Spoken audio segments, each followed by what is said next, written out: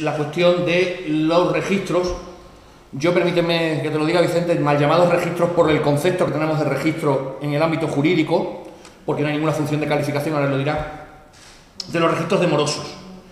Y aquí pues es donde se ve lo que yo decía al principio, ese pequeño ciudadano luchando contra el Leviatán, que ya no es solamente un banco, sino que son todas las empresas y todas las compañías que unilateralmente, sin encomendarse a Dios ni al diablo, pues le ponen a uno en la escarperla de ser judío, de ser apestado, para que a partir de ese determinado momento sea una persona que está fuera del ámbito contractual.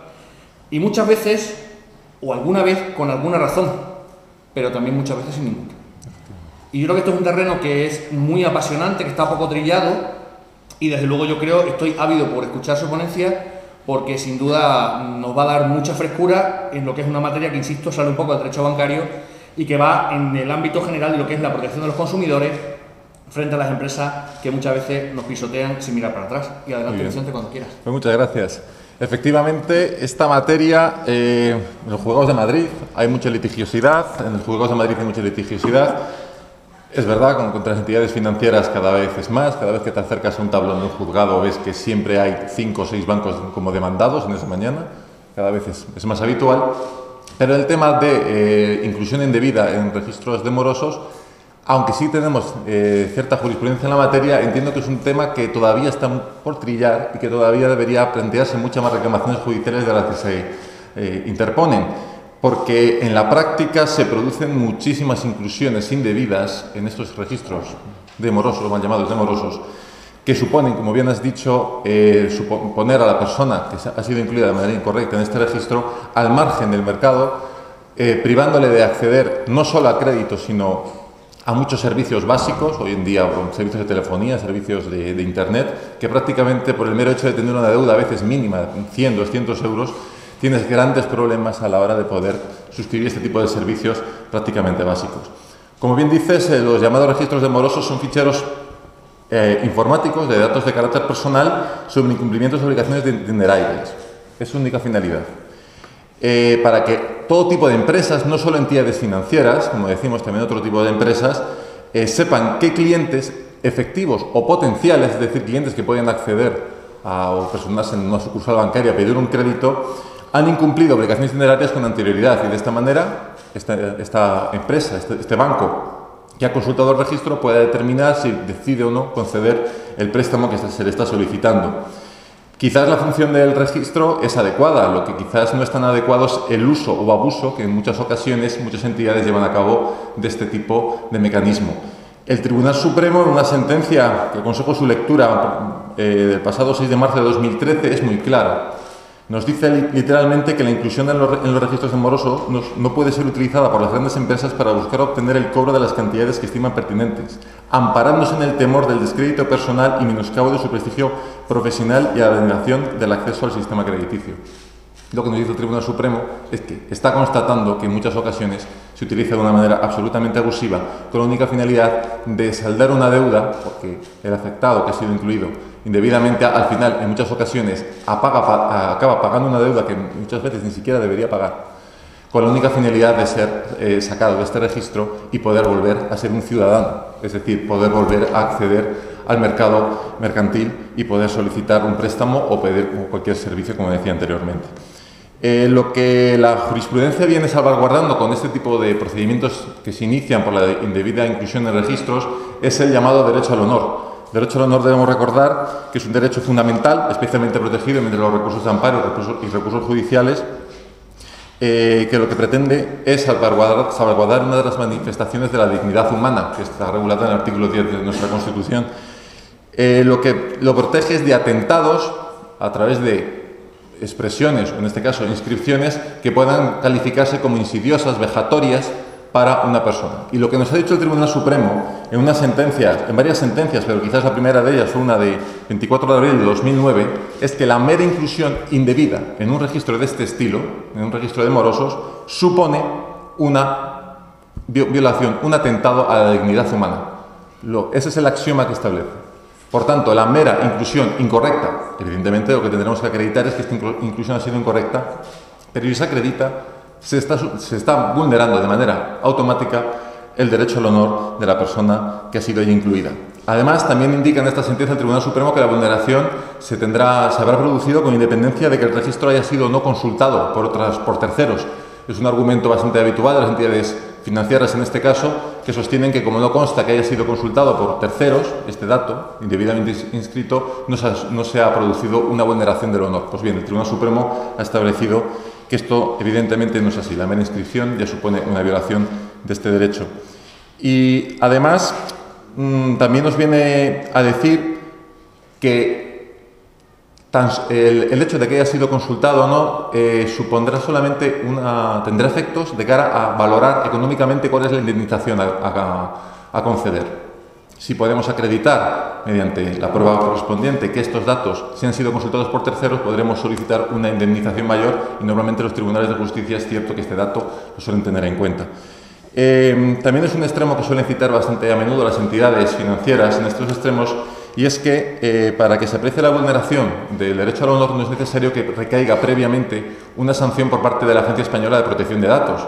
Es muy habitual que cuando una persona ha sido incluida indebidamente en estos registros, lo primero que haga es presentar una reclamación ante la Agencia Española de Protección de Datos y quizás simultáneamente o al poco tiempo presente una demanda judicial para haber resarcido su derecho al honor. Lo que nos dice el Tribunal Supremo, por ejemplo, es una sentencia del 19 de noviembre de 2014, es que no es necesario que recaiga una sanción administrativa o incluso que se resuelva el recurso contencioso administrativo que la entidad pueda haber interpuesto frente a la entidad, frente a la sanción que ha impuesto la Agencia Española de Protección de Datos para que se pueda dictar una sentencia en la jurisdicción civil condenatoria de la entidad que ha inscrito indebidamente este dato.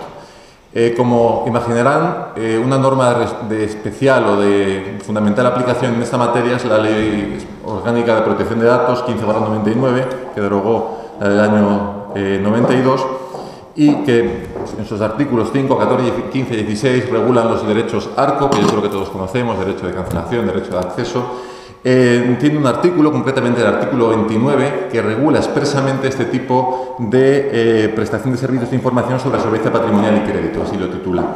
Y lo que nos dice es que quienes se dedican a la prestación de este tipo de servicios, es decir, los registros comúnmente conocidos como Equifax, ASNEF, etcétera, etcétera, solamente podrán inscribir datos personales que hayan sido conocidos por fuentes accesibles al público, también que han sido informaciones facilitadas por el propio interesado, es poco habitual que el propio interesado facilite este dato, evidentemente, o que haya sido facilitado por el acreedor, que es el caso más habitual.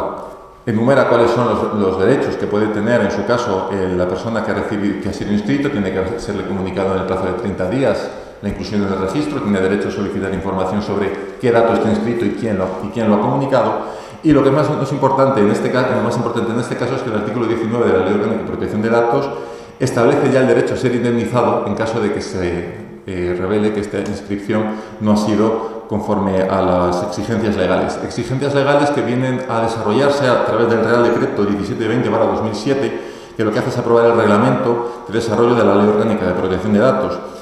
Y por ir yendo un poquito más rápido por tema de tiempo, me quiero centrar especialmente en el artículo 38 de este reglamento, que nos enumera cuáles son los requisitos que deben darse siempre para que la inscripción en el registro de morosos sea correcta. Requisitos que en muchas ocasiones no se cumplen. La principal es que tiene que existir una deuda cierta, vencida y exigible. En el caso de las entidades bancarias, desgraciadamente, muchas veces no se da esta circunstancia. Muchas veces no se da, sobre todo, la certeza. En el momento, como luego diré, que hay una prueba indiciaria de que el deudor no está conforme o bien con la propia naturaleza de la deuda o con su montante económico, y consta, o hay una prueba, como digo, indiciaria de que así ha sido, no debe procederse a la inscripción de esta deuda. Además, tampoco pueden haber transcurrido 6 años desde que se debería haber pagado la deuda o desde que llegó su vencimiento. Es un problema que, como luego también trataré, suele presentarse en este tipo de registros. Y por último, algo que se da con muchísima frecuencia, sobre todo cuando la inscripción no la ha llevado a cabo entidades financieras, sino otro tipo de compañías, como son, por ejemplo, compañías telefónicas, y es que tiene que haber un requerimiento previo de pago. Siempre, fehaciente, por supuesto. Cuando estamos hablando de pequeñas deudas, a veces de 30, 40, 50 euros por no haber pagado un par de facturas de teléfono, muchas veces a la compañía telefónica le saldría mucho más caro mandar un burofax con los usos de recibo y certificación de texto que para poder cumplir este requisito, que simplemente facilitar el dato al registro. Si no consta este requerimiento previo, también se considerará que no se ha cumplido con la normativa y, por tanto, no deberá inscribirse en el registro. Existe también una instrucción por parte de la Agencia Española de Protección de Datos, que es muy citada por la jurisprudencia que se dicta en los tribunales civiles. Hablo de la instrucción 1/95 sobre prestación de servicios de información sobre solvencia patrimonial y de crédito, que en su artículo 36 vuelve a enumerar estos requisitos que deben darse para que se pueda inscribir la deuda. Hablo de deuda cierta, vencida, exigible y requerimiento previo de pago, pero que también abunda en lo que he dicho anteriormente, que no podrá inscribirse en el fichero de esta naturaleza datos personales sobre los que exista un principio de prueba documental que aparentemente contradiga alguno de estos requisitos. En el momento en el que el deudor haya manifestado su oposición, más o menos fundada, de la deuda, en principio no puede inscribirse este dato. Como luego veremos con un pequeño repaso de las sentencias que ha obtenido los oficios jurídicos de Usbán del Tribunal Supremo, este siempre ha sido el caso que ha conllevado la estimación de nuestra demanda y la imposición de la sanción a la entidad financiera. En cuanto hay también un detalle o un aspecto que muchas veces se nos plantea, y es si las personas jurídicas, las empresas, tienen o no derecho a este tipo de tutela. La verdad que después de unos primeros titubeos de la jurisprudencia, tanto el Tribunal Constitucional como el Tribunal Supremo han venido a establecer que no pueden quedar excluidas de este amparo las personas jurídicas, sean tanto empresas de tipo personalista, me refiero a empresas pequeñas, autónomos incluso, que actúan con su propio nombre en el tráfico mercantil, o empresas ya patrimonialistas mayores con su propia denominación. Suele ser una cita común, una sentencia del Tribunal Constitucional, la 139/95, que lo que nos viene a decir es que de no darse amparo también a las empresas, este tipo de normativa protectora, se estaría dando legitimidad constitucional a estos abusos y a este tipo de intromisión en la reputación de las empresas. Es verdad que una empresa no puede aducir tener daños morales, eso es un criterio bastante habitual de la jurisprudencia, pero sí tiene un derecho al honor traducido en reputación, prestigio, para actuar libremente en el tráfico mercantil. Además, esto atentaría contra las normas de la competencia. Sí, mi honor no puede ser resarcido por los tribunales de justicia, esto evidentemente supondrá un perjuicio de cara a mi potencial clientela y mi participación en el mercado. En cuanto a las principales incidencias, aparte de, como he dicho, de la falta de requisitos en la inclusión de los registros que hemos detectado en los servicios jurídicos de Usbán, principalmente hemos siempre detectado tres. Una de ellas es el llamado saldo cero. El saldo cero quiere decir que cuando una persona ha tenido una deuda, ha estado inscrito correctamente en este registro de morosos, pero finalmente satisface la deuda, en lugar de desaparecer su nombre y apellidos, lo que el registro hace es, manteniendo el nombre y apellidos, al lado, en lugar de aparecer la cantidad que debía, coloca la expresión saldo cero.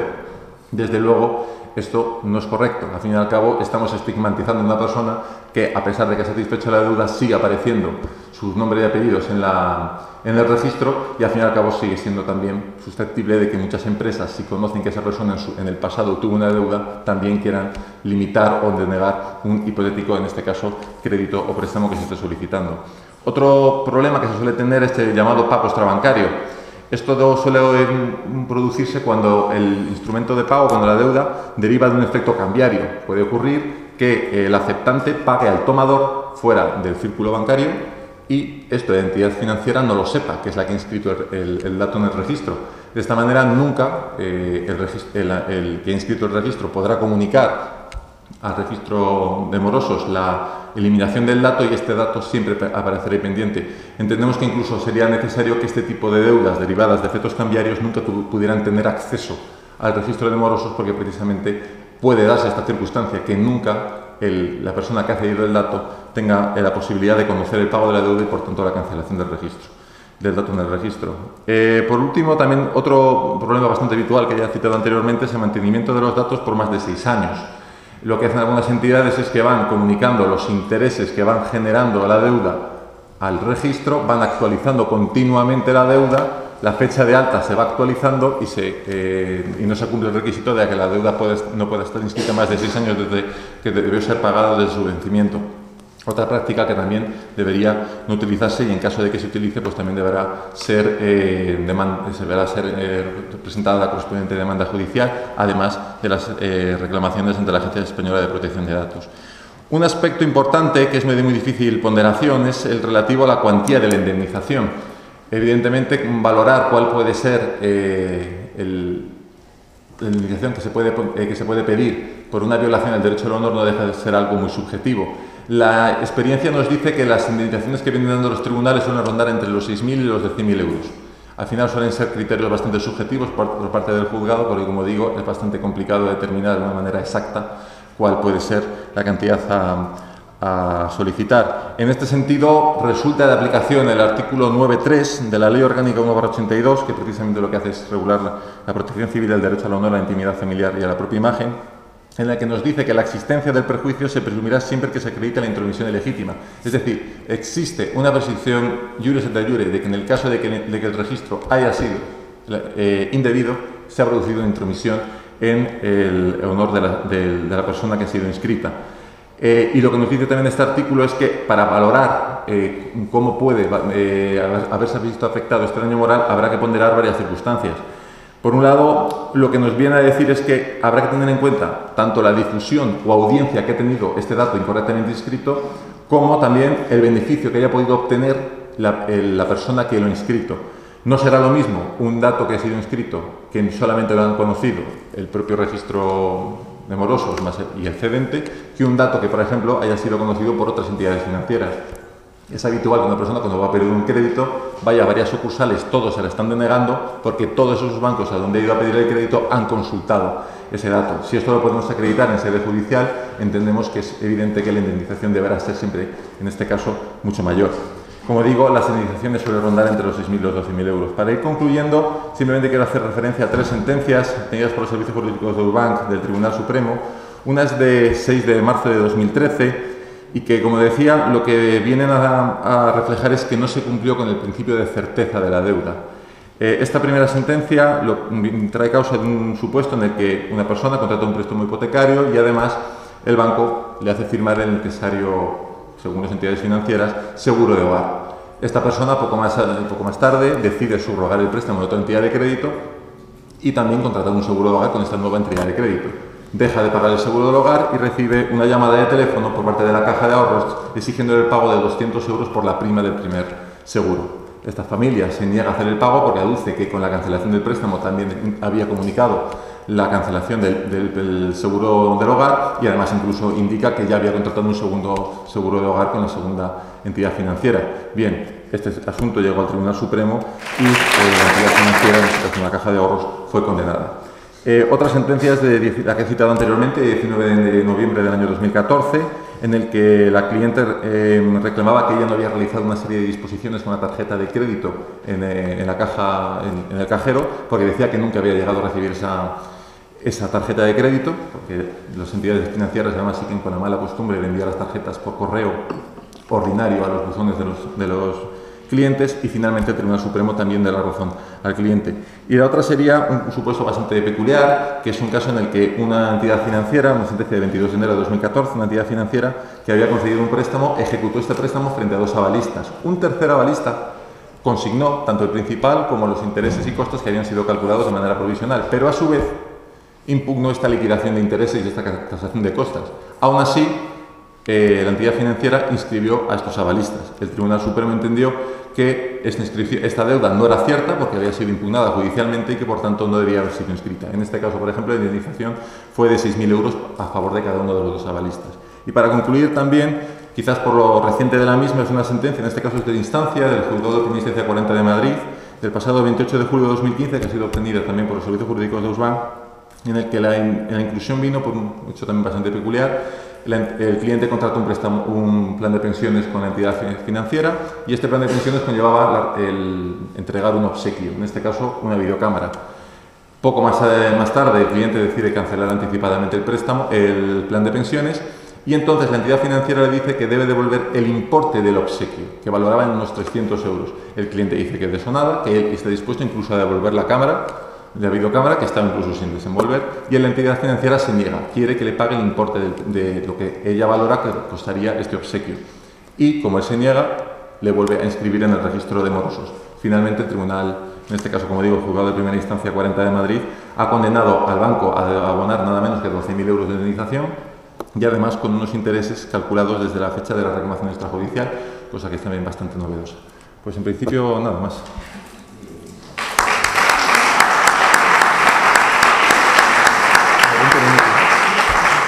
Pues muchas gracias, Vicente. La verdad es que lo has clavado en el tiempo y lo has clavado también en la exposición. Nunca con tan poco tiempo se tuvo tanta claridad expositiva, lo has hecho fenomenal y has tocado todos los puntos controvertidos. Me voy a tomar la libertad de ser yo el primero que le haga una pregunta, porque en toda la tarde no he hecho ninguna pregunta a ninguno de los ponentes y en este caso lo voy a hacer, no porque no estés en el mismo lado de la plaza de todos los que yo, sino simplemente porque es un tema que la verdad me parece pues apasionante porque está menos trillado, simplemente. A ver, yo quería preguntar una cosa y es la siguiente, y es la posición del consumidor que frente a una compañía o varias compañías que rechazan su contratación respecto a los servicios que ofertan, telefonía, bancos y otro tipo de cuestiones, pues desconoce las razones por las que esta compañía o por las que estas compañías rehusan la contratación con él. Y me refiero a si en el registro de morosos no existe la obligación de que la persona que lo consulta, persona jurídica, la empresa, que lo hace precisamente para asegurarse de si la contratación de ese ciudadano va a estar o no garantizada, tiene la obligación de decirle, mire usted no se puede cambiar de compañía, está usted en Orange, no se puede venir a Movistar, porque Orange le tiene metido en el registro de morosos. Entonces este señor, a partir de ese momento, sabe perfectamente qué es lo que tiene que hacer, porque sabe si tiene o no tiene la deuda, y si no la tiene, contra quién tiene que reclamar, porque además, si no tengo mal entendido, los registros de morosos no son únicos. Está el Badescuf, el Arnés, el no sé qué, unos palabras y unos nombres rarísimos. Y claro, el ciudadano, la primera vez que no contrata, que normalmente será la única vez que le rechacen, quedará disuadido de la contratación y no va a ir a los tribunales porque es que ni siquiera sabe dónde está el problema. A lo mejor ya hasta la tercera, la cuarta, la quinta vez que le van rechazando, que se le enciende la bombita y dice, aquí pasa algo raro. Se pone en manos de un bufete de abogados, tipo Ausbank, y entonces en ese momento le dicen, ojo, a ver si vas a estar en un registro, pero ¿cómo es posible? Si a mí nunca nadie me ha dicho que no contrata conmigo porque estoy en un registro, pregunto, y esa es después de la reflexión. No existe en la regulación de los registros la obligación de que la compañía que te rechaza por esas circunstancias te facilite ese dato, porque además es un dato tuyo. Te comprendo perfectamente. Desgraciadamente no existe la obligación. Si yo voy a contratar un préstamo hipotecario con una sucursal de tal banco y me deniega el préstamo, no tiene la obligación de indicarme que me lo está denegando porque ha consultado el registro de morosos correspondiente y ha visto que tengo una deuda. Otra cuestión es que, como he dicho antes, existe conforme a la Ley Orgánica de Protección de Datos, el registro de solvencia tiene obligación de comunicarme en el plazo de 30 días que he sido inscrito. Problema, que hay gente que está inscrita y nunca recibe tal comunicación.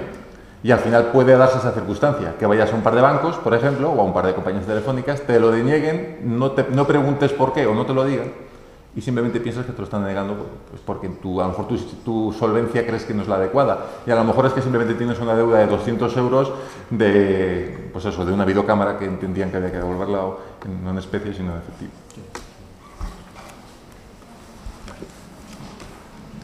Sí, yo quería añadir esto. El hecho de que eso ocurra es que ya se ha incumplido la normativa, porque no se te ha comunicado inclusión en el texto. O sea, uno debería de saberlo incluso antes de eso, porque tendría que haberte dicho horas o lo que fuera, que te ha incluido, por lo cual hay un incumplimiento y hay un derecho de desafío. Existe el derecho al acceso a información, de comunicación, cancelación e indemnización.